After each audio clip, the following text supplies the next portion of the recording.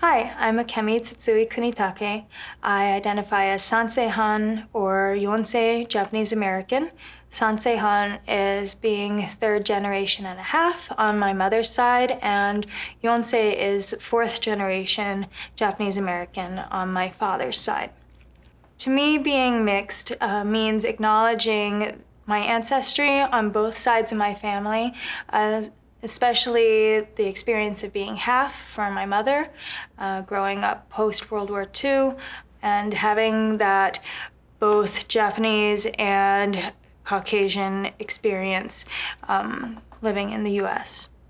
So predominantly, most of my artwork deals with Japanese folklore, but there's, I feel, an unintentional twist on it in that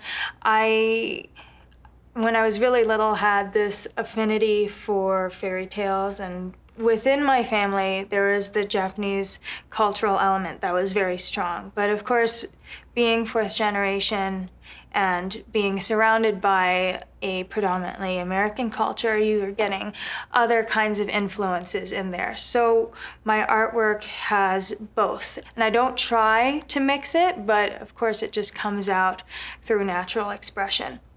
When I was little, I really loved a couple of books that were illustrated by Japanese and Japanese American authors, but were of more European fairy tales.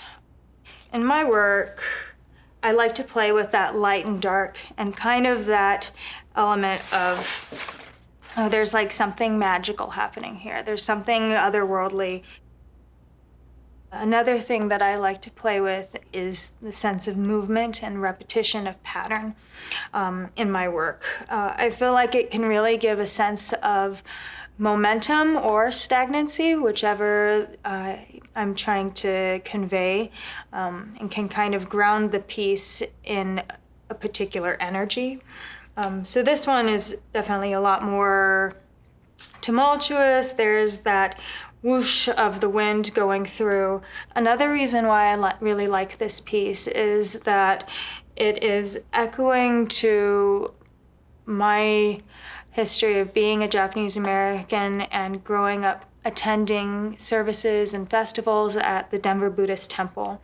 And that little Easter egg is in the incense burners, where you see the wisteria crest on those incense burners, and that's linked to that particular temple and that sect of Buddhism.